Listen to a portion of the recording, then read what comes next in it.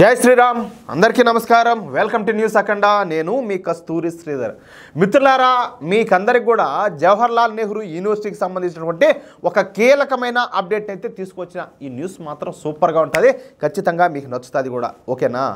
JNU అంటే Jawaharlal Nehru university అన్నమాట ఈ జవహర్లాల్ నెహ్రూ విశ్వవిద్యాలయం ఢిల్లీలో ఉన్నటువంటి ఒక ప్రభుత్వ కేంద్ర విశ్వవిద్యాలయం అన్నమాట ఇది 1969లో స్థాపించబడింది హ్యూమానిటీసు అదేవిధంగా సోషల్ సైన్సు ఇంటర్నేషనల్ స్టడీస్ వంటి అంశాలలో ఉన్నత స్థాయి విద్యా పరిశోధనలు చేసేటటువంటి భారతదేశంలోని ప్రముఖ యూనివర్సిటీల్లో ఇది కూడా ఒకటి ఇదంతా కూడా ఒకప్పుడు కానీ ఇప్పుడు ఈ యూనివర్సిటీ మొత్తం కూడా నిష్టదరిద్రంగా మారిపోయింది గత 3 దశాబ్దాల నుంచి ఈ యూనివర్సిటీలో కమ్యూనిస్టుల ప్రాబల్యం పెరుగుతా వచ్చింది పాపం పెరిగినట్టు ఈ జవహర్లాల్ నెహ్రూ యూనివర్సిటీలో ఎందుకు పనికిరానటువంటి కోర్సులే చాలా ఉన్నాయి ఏది వాళ్ళ తగినట్టుగానే ఆ పేరు తగినట్టుగానే ఈ కోర్సుల పేర్లు కూడా చాలామంది బయట వాళ్ళకైతే తెలియవు అవి ఎందుకు పనికిరాని కోర్సులు అన్నమాట అసలు అలాంటి కోర్సులు ఉండేయడం ఎందుకో పీక్ పక్కన దొబ్బితే పోలా ఎవరికి పనికిరావాలంటే ఇంకా ఎందుకు నిజానికి అలాంటి కోర్సులు బయట ఎక్కడైనా ఉంటే ఒక్కడంటే ఒక్కడు కూడా ఈ కోర్సులో వచ్చి చేరరు కానీ అది జవహర్లాల్ నెహ్రూ యూనివర్సిటీ కదా ఆయన పేరు నిలబెట్టాలి కదా ఆయన తగినట్టే ఆ కోర్సులు కూడా ఉన్నాయి అక్కడ ఆ పనికిమాలిన కోర్సుల్లో పనికిమాలిన చెత్త అంతా కూడా వచ్చి చేరుతూ ఉంటారు దీంతో ఈ యూనివర్సిటీల్లో కమ్యూనిస్టు సంఘాలదే డామినేషన్ అయిపోయింది 2015 ముందు వరకు ఈ యూనివర్సిటీ పూర్తిగా కమ్యూనిస్టుల అడ్డాగా మారిపోయింది ఇక్కడ కమ్యూనిస్టుల ప్రాబల్యం ఎక్కువగా ఉండడంతో యాంటీ సోషల్ ఎలిమెంట్స్ కూడా ఎక్కువైపోయినాయి దాంతో ఈ యూనివర్సిటీలో అనేక మంది విద్యార్థులు రాడికలైజ్ అయిపోయినారు వీళ్లకు పొట్టగోస్తే అక్షరం ముక్క రాదు కానీ వీళ్ళంతా కూడా విద్యార్థులు అని చెప్పి కటింగ్లు అయితే ఇస్తూ ఉంటారు ఈ యూనివర్సిటీలో పీజీలు చేసినటువంటి ఈ కమ్యూనిస్టు విద్యార్థులు తమ పీజీ అయిపోయిన తర్వాత పిహెచ్డి చేయడానికి అక్కడే ఉండిపోతారు అవి కూడా చెప్పినా కదా ఈ పనికిమాలినటువంటి కోర్సులు కావడంతో ఆ కోర్సుల్లో పిహెచ్డి చేయడానికి ఎవరు కూడా ముందుకు రారు ఈ కమ్యూనిస్టు విద్యార్థులే ఈ జవహర్లాల్ నెహ్రూ యూనివర్సిటీలో పిహెచ్డీలు చేస్తూ ఉంటారు అయితే అందరితో పాటు ఈ దిక్కుమాలిన కోర్సుల్లో పిహెచ్డి చేసేటటువంటి విద్యార్థులకు కూడా కేంద్ర ప్రభుత్వం ప్రతి నెల కూడా 50,000 రూపాయల స్కాలర్షిప్ అయితే ఇస్తూ ఉంటుంది ఇదంతా ఎవరి సొమ్ము ప్రభుత్వ సొమ్ము అంటే ప్రజల సొమ్ము కాదు ఎవరినైందని చెప్పి తీసుకుపోయి అటు పనికిమాలి చెత్తమడవలకంతా కూడా ఇయడము ఆ పనికిమాలి పిహెచ్డి కోర్సుకి ఇవ్వడం అంత అవసరమా దానివల్ల ఈ దేశానికి కానీ ఈ దేశ ప్రజలకు కానీ అసలు ఏమి ఉపయోగం లేని వాటికి డబ్బు ఎందుకు దొబ్బ పెట్టడము నేను మాట్లాడేది కరెక్టా కాదా ఒకసారి ఆలోచించండి దీంతో ఈ దిక్కుమాలినటువంటి పిహెచ్డీలు చేసే ఈ కమ్యూనిస్ట్ స్టూడెంట్లు ఎప్పటికీ ఈ యూనివర్సిటీని అయితే వదిలిపోరు జీతం వచ్చేట్టు నెల 50,000 వచ్చా ఉండే తింటా ఉంటారు తాగుతూ ఉంటారు తిరుగుతూ ఉంటారు అడ్డమైన ధర్నాలు ర్యాలీలు రాస్తారోకోలు ఈ దేశ వ్యతిరేక కార్యక్రమాలు హిందూ వ్యతిరేక కార్యక్రమాలు అన్నీ కూడా చేస్తూ ఉంటాయి ఇంకా వాళ్ళకి ఏం తక్కువ జరుగుతూ ఉంటుంది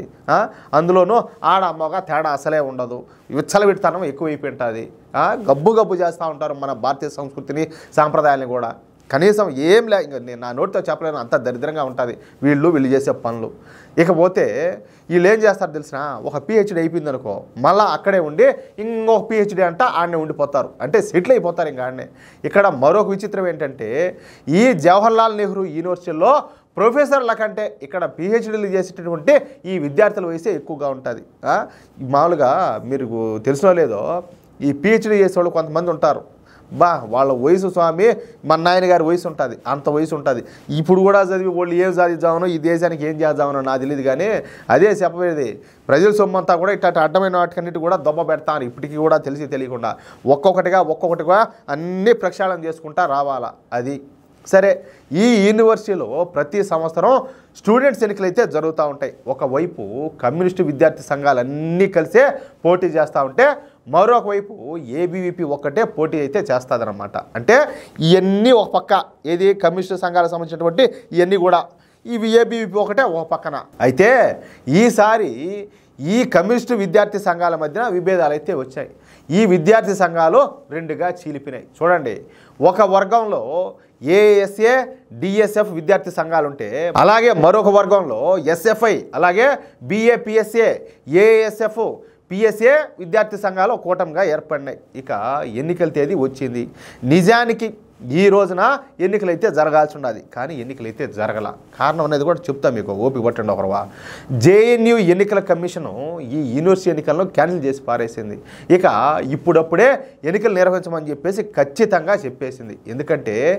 2 వర్గాలుగా చీలిపోయినటువంటి ఈ కమ్యూనిస్టు విద్యార్థి సంఘాలు తమ నిజ స్వరూపాన్ని అయితే బయట పెట్టుకున్నాయి. ఒక వర్గం పైన మరొక వర్గం దాడులు చేసుకుంటూ యూనివర్సిటీలో తీవ్ర భయోత్పాతాన్ని అయితే సృష్టించినారు. ఈ ఎన్నికల నగర మోగిన దగ్గర నుంచి ఒకరి హాస్టల్ పైన మరొకరు దాడులు చేసుకోవడం, న్యూట్రల్గా ఉండేటటువంటి స్టూడెంట్లను బెదిరిస్తూ చివరకు ఎన్నికల కమిషన్ ఉండేటటువంటి కార్యాలయం పైన కూడా దాడులు చేశారంట. దీంతో తీవ్ర ఆగ్రహానికి గురైనటువంటి జేఎన్యూ ఎన్నికల కమిషను ఈ ఎన్నికలను నిరవధికంగా వాయిదా వేస్తా ఒక సంచలన నిర్ణయం అయితే తీసుకునింది. దీంతో పీడ విరగడైపోయింది. ఏంది ఈ దరిద్రం అంతా కూడా? బాబ్బా కాదియా స్వామి, ఇట్లాంటి వాటి కోసమైనా మనోళ్ళంతా కూడా అంత కష్టపడి వాళ్ళ ప్రాణాలు సైతం త్యాగం చేసి మనకు స్వాతంత్రం తెచ్చిపెట్టిందా? ఏంది దరిద్రం అంతా? ఎప్పుడురా స్వామి మారుతారో? ఖచ్చితంగా ఈ పాపం తప్పంతా కూడా పెద్దవాళ్ళదే. ఓళ్ళు సరిగ్గా రీతిగా పెంచుంటే వీళ్ళంతా కూడా ఇటు పెరుగుతారా? అవునా కాదా నేను చెప్పేదే? కనీసం రాబోయే తరాన్నైనా కూడా మంచి మార్గంలో నడిపించాలని చెప్పేసి ప్రతి ఒక్కరిని కూడా కోరుకుంటున్నా. మిత్రులారా,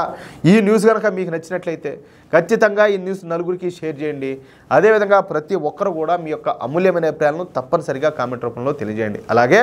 ఇంతవరకు మీరు కనుక మన ఛానల్ను సబ్స్క్రైబ్ చేసుకున్నట్లయితే ప్రతి ఒక్కరు కూడా మన ఛానల్ను సబ్స్క్రైబ్ చేసుకోండి, సపోర్ట్ చేయండి ప్లీజ్. జై శ్రీరామ్.